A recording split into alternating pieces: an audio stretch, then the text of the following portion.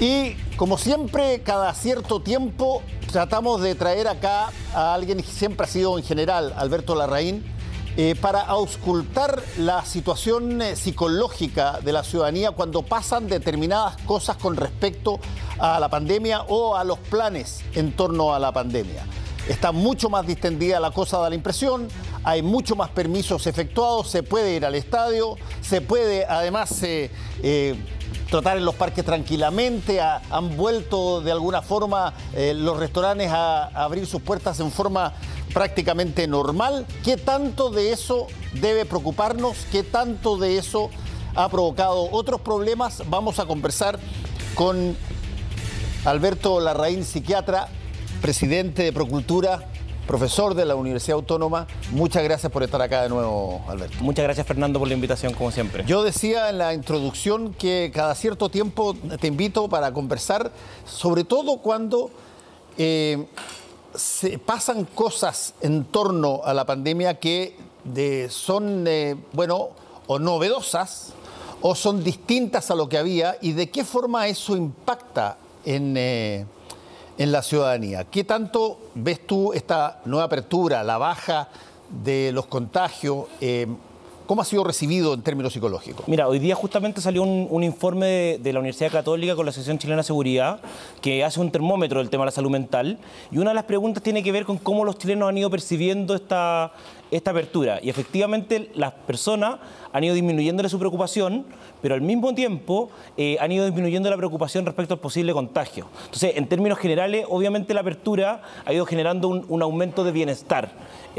Ahora, ese aumento de bienestar, y es importante como dimensionar como el macro, contrasta con que sigue un porcentaje muy alto de la población, en la misma encuesta, manifestando que tiene problemas moderados y severos de salud mental, que es en el caso de la encuesta, en torno al 25%, en torno a una de cada 4 personas. Entonces, la dificultad que nosotros tenemos hoy día, que es como lo que hemos conversado harto tiempo, es que Chile tiene un problema estructural de salud mental, de arrastre importante, y en el caso de la pandemia, es que las personas tienen respuestas distintas a estas condiciones de estrés. Uno podría pensar que todas las personas vamos a responder más o menos parecido a un estrés similar, pero es completamente heterogéneo. Y dentro de las personas hay un grupo de personas que tiene una respuesta retardada, ¿ya? Y entonces hoy día lo que nosotros también tenemos que estar atentos es si en esta condición en que va el país mejorando, efectivamente este porcentaje de la población, que está estimado que es como un 10%, puede empezar a empeorar, ¿ya? Y eso es lo que tenemos que estar mirando.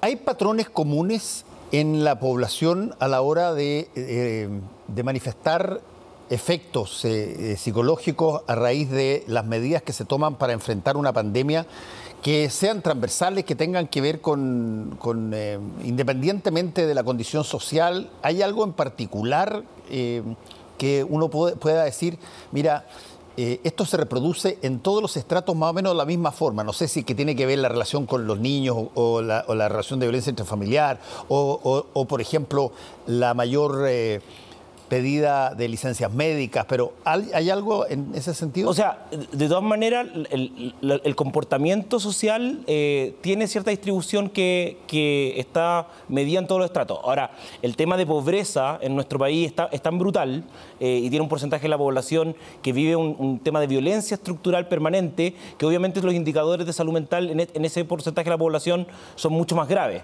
Lo mismo pasa en la diferencia entre hombres y mujeres. El estudio mismo que apareció hoy día muestra cómo el deterioro de la salud mental de las mujeres del país es muchísimo más grande que el deterioro de los hombres del país. Y eso tiene que ver con este daño más bien estructural. Ahora, sí, sin duda, hay otro tipo de respuestas que son las respuestas más bien positivas. Yo creo que hoy día la gente percibe que hay un cierto cambio en términos de sintonía, de disposición a lo que está pasando, respecto a, como tú señalabas, la apertura de ciertos espacios, la vuelta de temas culturales, los temas deportivos, los niños que han empezado a retornar al colegio. Todo eso se va viendo de una manera positiva. Pero quiero volver a hacer hincapié, eso no es vivido por todo el mundo por igual. Hay un patrón mayoritario, pero hay un porcentaje de la población que incluso lo puede vivir con más angustia. O sea, hay un porcentaje para la población que, por ejemplo, el reincorporarse a su trabajo de manera presencial puede generarle más angustia que a otra persona que al revés, puede estar deseoso de poder volver a retomar parte de su conducta de vida. Entonces, por eso es que es importante mirar el modo en macro, porque una de las dificultades que seguimos teniendo hoy día es la enorme brecha de atención para las personas que, estando mal, requieren atención. El informe señala que la cobertura está en menos del 20%, ¿ya? Eso quiere decir que de cada 5 personas, en el fondo, que necesitan atención, que necesitan que alguien los apoye, menos de una está consiguiendo una atención directa. Y la pregunta en el fondo que uno se hace es, ¿por qué si estamos a esta cantidad de meses de la pandemia, nosotros no hemos sido capaces de generar un sistema de apoyo y de cobertura cuando la mayor cantidad de recurso humano que se requiere no es el especialista del psiquiatra, sino que está, como muchas veces hemos conversado, dado por psicólogos, trabajadores sociales o médicos generales, que el país no tiene déficit? Y ahí es donde de nuevo uno empieza a ver las precariedades del sistema de manera global. Por ejemplo, Alberto, ¿qué se necesitaría para prestar esta ayuda de compañía que tú mencionas? ¿Qué tipo de cosas, tanto, yo te diría, humanas en el sentido de personas, como de infraestructura o de medios se necesitan? Infraestructura muy poca, porque en el fondo parte de lo que tú necesitas en estos programas son programas que son más bien de tamizaje, que para que la gente lo entienda es como empezar a buscar la gente que está enferma y poder activarla y conectarla. Entonces tú lo que más necesitas es recursos humanos. Te voy a poner un ejemplo súper puntual. El otro día me escribió una señora y me decía, mira, mi marido falleció de COVID y yo hoy día tengo más de 70 años y nadie ha sido capaz ni siquiera de llamarme para saber si yo necesito algo, si tengo que activar en el fondo su jubilación, cómo yo me conecto con los beneficios sociales. Y lo que ella vivía principalmente era una sensación de desamparo, de sentir que en medio de esta pandemia nadie nunca había sido capaz ni siquiera de preguntarle desde su comunidad, desde su territorio, qué es lo que le pasaba. Eso es un programa de acompañamiento mínimo. O sea, nosotros hoy día tenemos más de 40.000 fallecidos, solamente por COVID, que no necesariamente han logrado tener un programa de acompañamiento para saber si las condiciones sociales de ese fallecimiento dejan a la familia en más vulnerabilidad o no. Y ese es donde uno ve que empieza a cojear, y es un programa que básicamente uno lo podría haber armado con una dupla psicosocial, con un trabajador social, con un psicólogo, y que van haciéndole seguimiento a estas personas. No es algo, ese acompañamiento posterior al fallecimiento, Alberto, no es algo, llamémoslo así, que requiera una gran cantidad de recursos No, o sea, en términos generales no es una cantidad de recursos estratosféricos para lo que es el Estado. Yo varias veces siempre digo el mismo ejemplo, que los recursos que nosotros tuvimos de suplemento de salud mental este año fue el mismo costo que salió la recuperación del Palacio Pereira. Entonces, la inversión que tú haces en salud mental para un año pandémico es lo mismo que te cuesta la restauración de un solo edificio, ¿ya? Tú sabes que a mí me encanta el tema del patrimonio, eso no tiene nada que ver con el tema patrimonial, sino que tiene que ver más bien con lograr dimensionar el nivel de impacto que la población requiere en este tipo de cosas. Por ejemplo, ¿qué está pasando con los niños? O sea, nosotros sabemos que el incremento de violencia intrafamiliar producto de la pandemia es en torno a un 20-30%.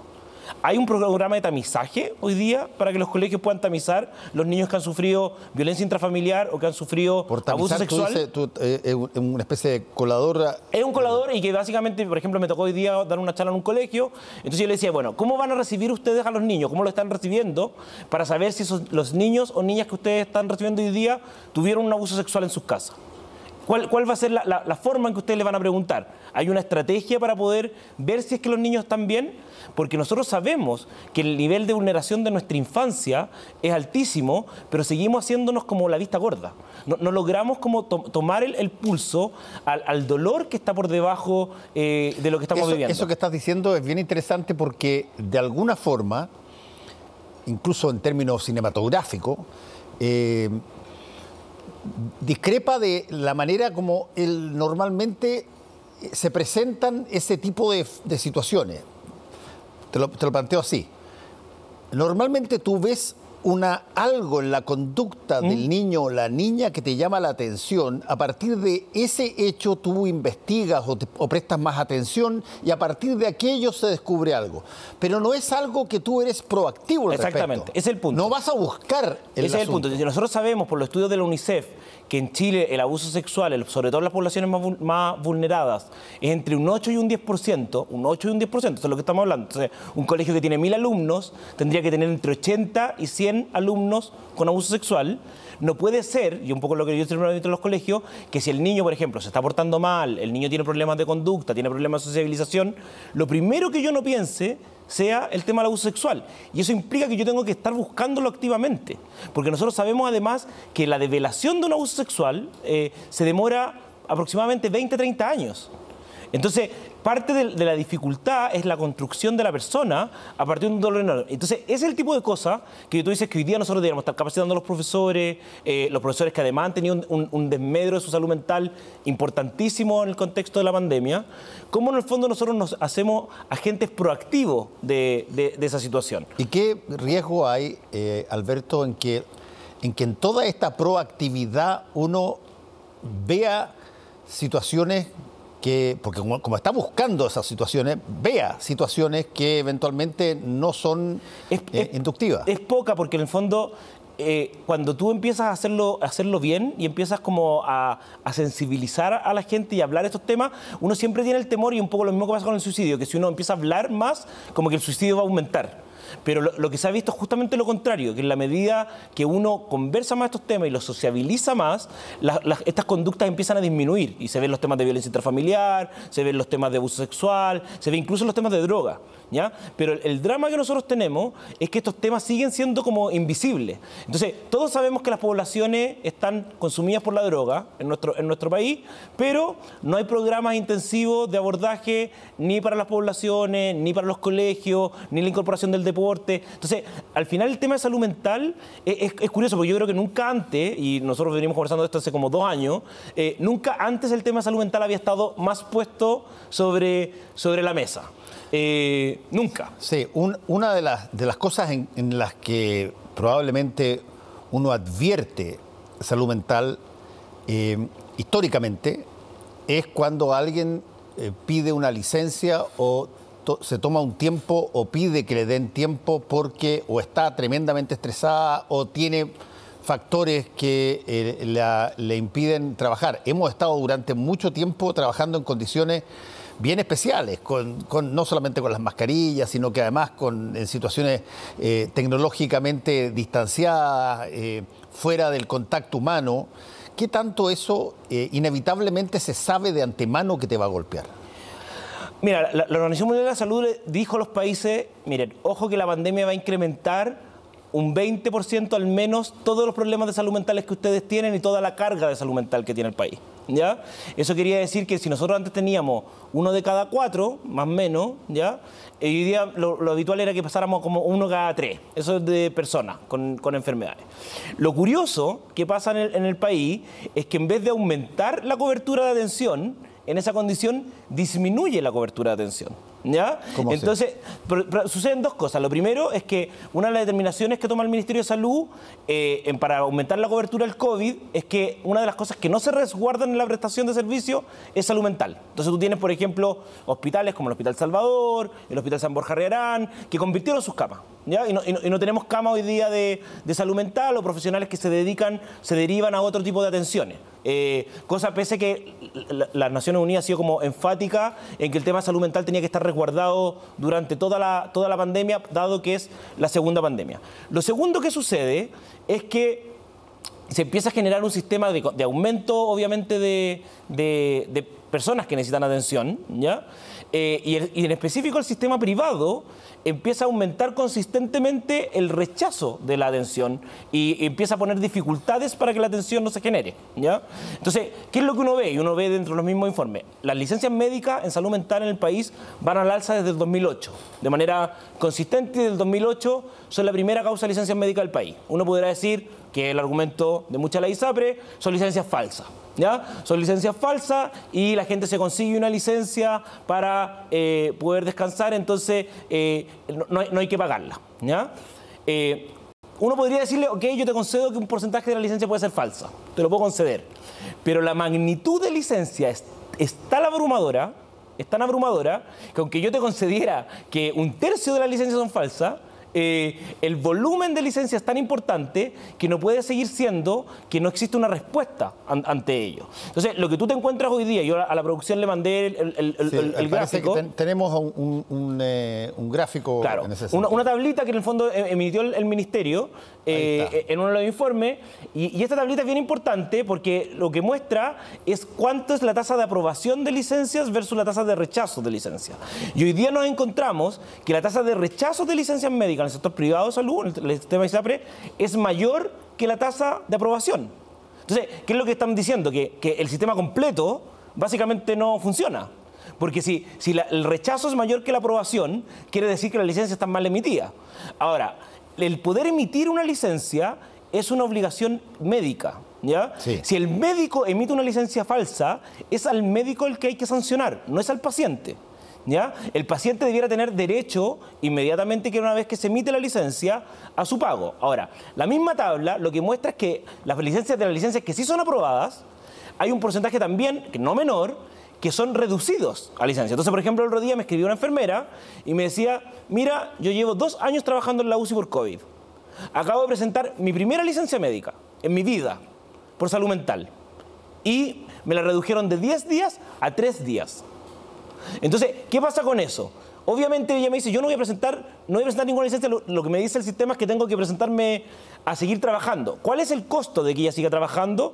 Que en vez de tener un cuadro que podría ser acotado en el tiempo y que podríamos recuperarlo con un buen tratamiento, lo más probable es que el cuadro se vaya agravando y que en vez de necesitar un tratamiento corto, vaya a necesitar un tratamiento largo y que pueda incluso llegar a requerir una hospitalización. Ahora, sácame una duda porque...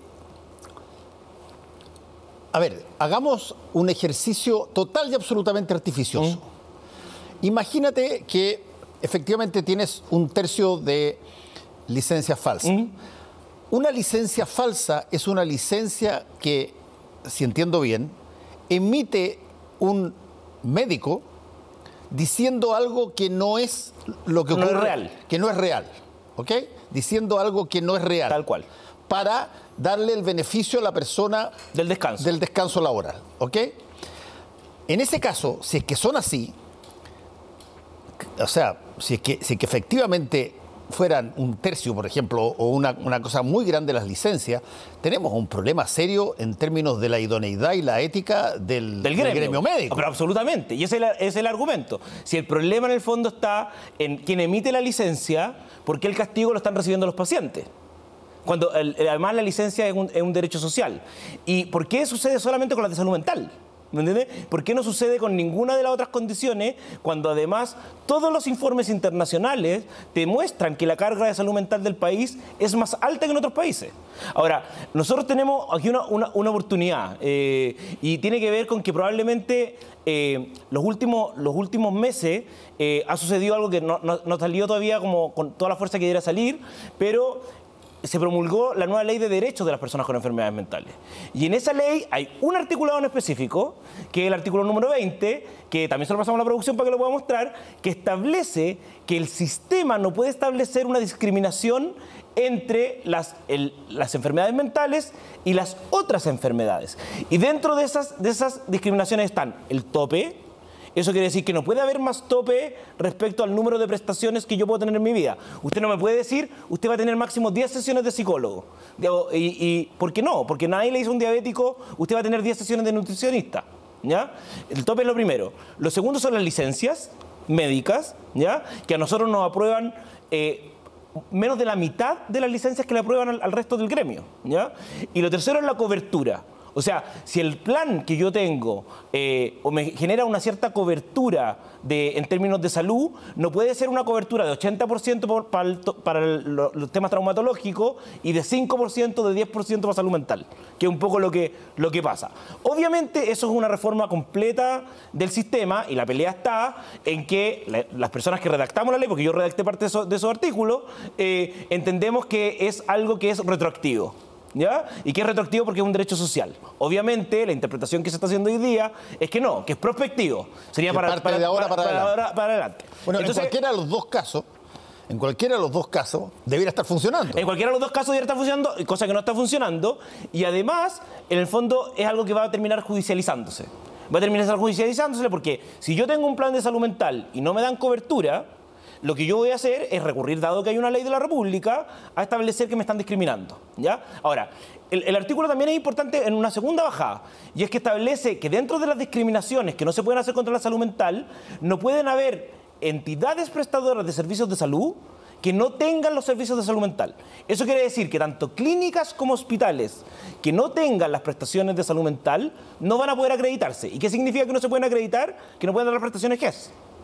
O sea, para que lo tengamos así de claro. Eso quiere decir que la mayor parte de las clínicas de Santiago, que hoy día no tienen las prestaciones de salud mental, no tienen cama, no tienen nada, si no las generan... ¿Y qué falta para que esa nueva ley se empiece a implementar en propiedad? Mira, la semana pasada tuvimos una reunión con el superintendente de salud con la senadora Goich. La senadora Goich fue la persona que incorporó todas estas indicaciones. Nosotros veníamos hartos años trabajando en poder incorporarla a la ley de salud mental. Efectivamente se votó tanto en el Congreso como en el Senado, hoy día ya es ley oficial de la República. Y un poco lo que pasa es que empieza a echarse a andar, ¿ya? Pero esto ya es una ley y yo creo que lo que ha ido pasando es que no se le ha tomado el peso al impacto que puede tener en el nivel de la atención de salud en general de la población, ¿ya? Entonces, hoy día el superintendente nos decía que se estaba formalizando todos los cambios para los planes nuevos que se iban a generar en términos de ISAPRE, y lo que nosotros decíamos es ojo con lo que va a pasar con los prestadores de servicio, ¿ya? Porque los prestadores de servicio también van a tener cambios, y lo que puede terminar pasando es que obviamente ellos hagan una interpretación distinta y terminemos resolviendo el tema en tribunales. Y por eso es que esta puede ser el hito más importante en los últimos 25 años en términos de salud mental. ¿Qué tanto, Alberto, la situación de salud mental está de alguna forma afectada por las percepciones o estereotipos que se tienen de, mira, si es que no hay algo físico que ver en una radiografía, si no hay una fractura que dar cuenta, o si es que no hay un tajo donde sale sangre, si es que no hay evidencia clara de algo, lo más probable es que esté fingiendo? Es enorme. De hecho, tú sabes que había una pelea enorme porque el tema del abuso sexual no prescriba, ¿ya? ¿Cómo uno va a demostrar en el fondo con una persona que hace una develación de un abuso sexual 20 años después de que sucedió que hay una condición física que lo acredite, ¿ya? La fractura emocional también existe.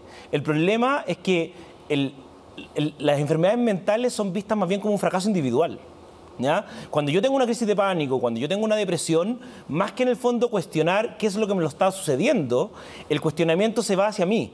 Y dice, ¿por qué tú no resistes? ¿Por qué tú no te la puedes? Y es la típica frase que se genera como a nivel de la familia, que las familias le dicen, pero ¿cómo no hay a poder? Ponle empeño, pucha, mira, está tan bonito el día, fuerza, Pepito. Esfuérzate un poco más, pero si no tiene que ver con esfuerzo.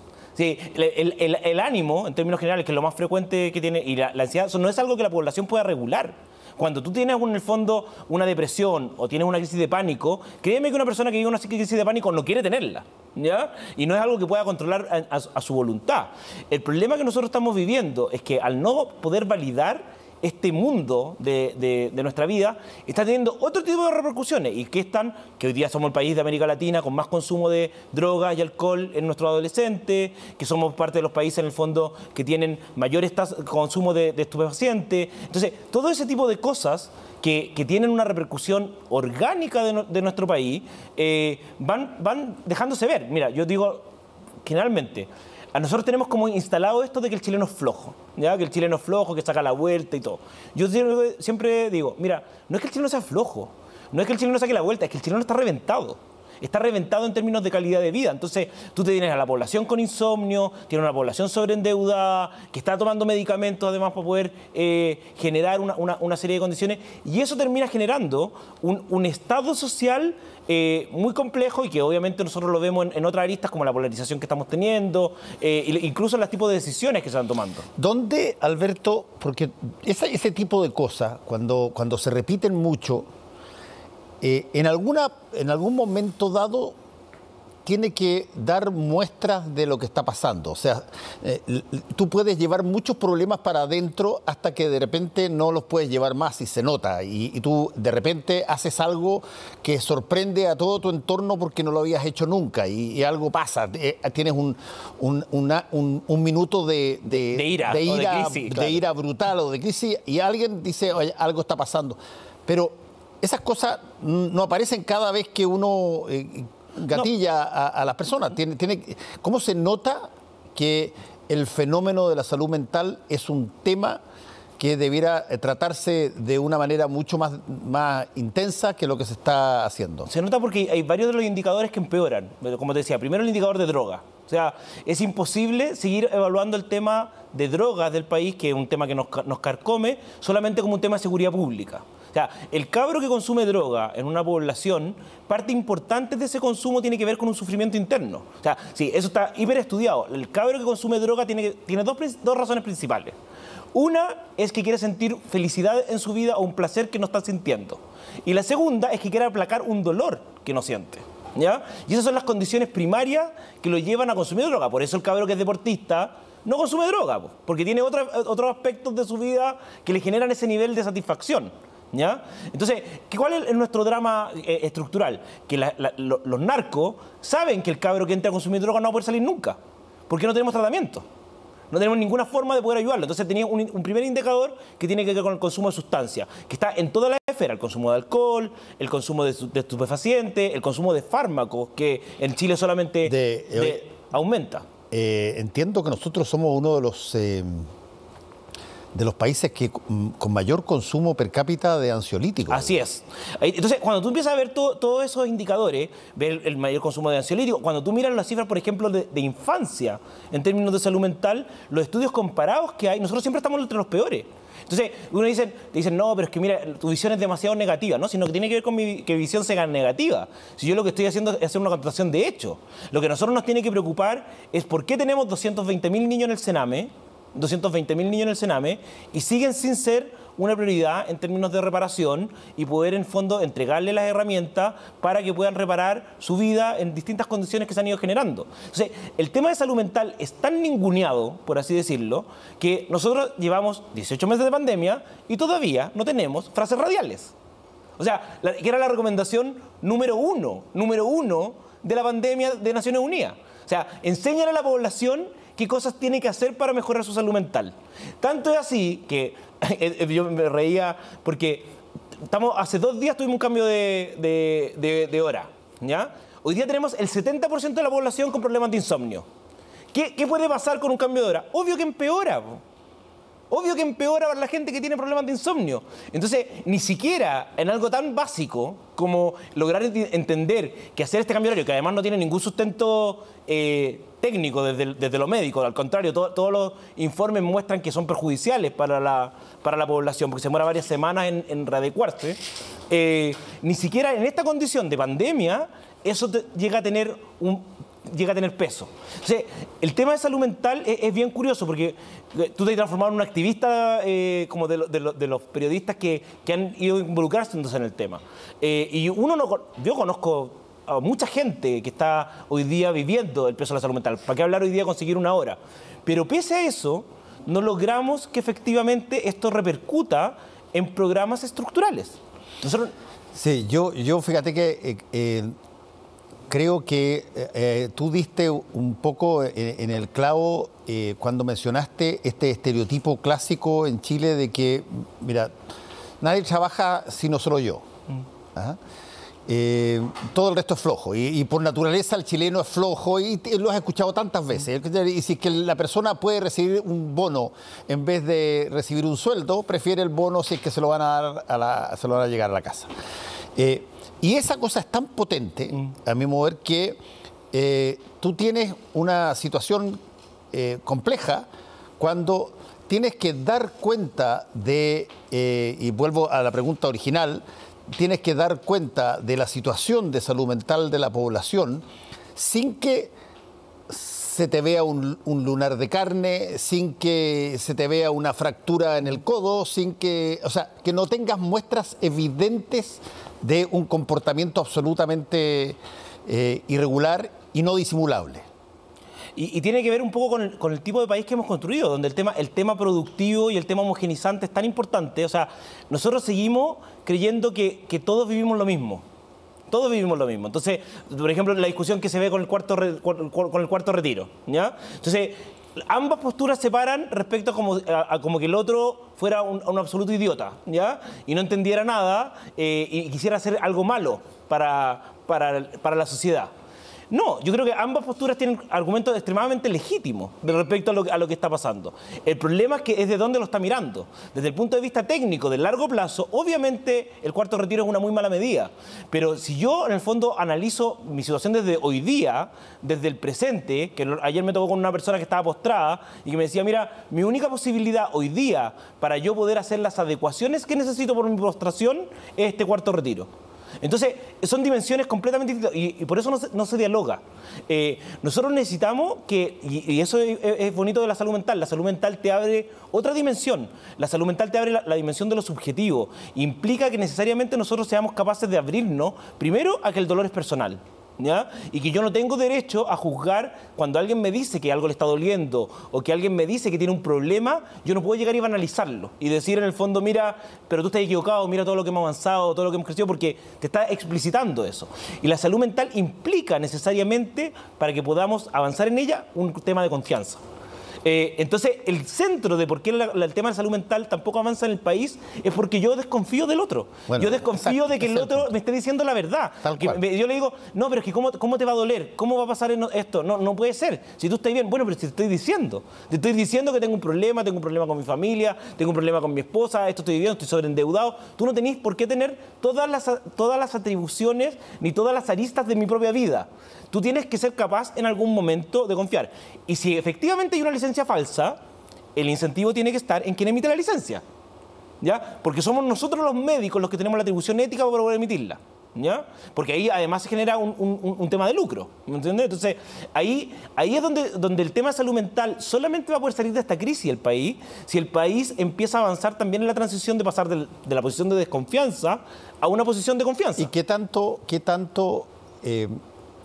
te lo quiero preguntar al final esto, qué tanto una potencial tensión en términos de polarización de posturas incluso de discusión, no están de alguna manera revelando el que, se está minimizando el espacio del diálogo? Mira, voy a tratar de hacer un símil un poco con lo que pasa en salud mental. Desde el punto de vista de salud mental, uno dice que el aparato psíquico, la mente, se polariza y las cosas empiezan a ver en blanco y negro cuando hay un nivel de daño importante en tu biografía, ¿ya? Ese nivel de daño también se extrapola a la sociedad. Y nosotros tenemos distintos niveles de daño. Nosotros tenemos el nivel de daño de que no hay ningún proceso de daño formal que haya tenido el país, que haya tenido una reparación. Y estoy hablando desde la colonia para adelante, pasando obviamente por la dictadura. Tenemos los daños los temas de inequidad estructurales del país, en el fondo, que ocultan los promedios. Tenemos los niveles de daño de una segregación social enorme, y eso obviamente hace que hoy día los discursos se vayan polarizando y no se genere ningún espacio al diálogo. Entonces, hoy día lo que nosotros necesitamos, y yo quiero creer en el fondo que la convención puede transformarse en un vehículo para eso, es que nosotros podamos generar estos puentes de poder conversar, pero sin creer siempre que yo estoy en una posición de superioridad moral que hace que el otro no entienda el problema por completo. Entonces, ayer alguien me decía, no, pero es que no se dimensiona la repercusión que puede tener en el fondo otro retiro. Mira, está bien, pero yo creo que la señora que vende empanadas en Tiltil dimensiona perfectamente lo que ella está viviendo. Entonces, si tú te paras porque ella no tiene los estudios universitarios suficientes para poder en el fondo dimensionar la magnitud del problema en el largo plazo, no tenemos punto de encuentro. Ahora, la salud mental a lo que viene es a mostrar que la fragilidad también tiene algo que decir.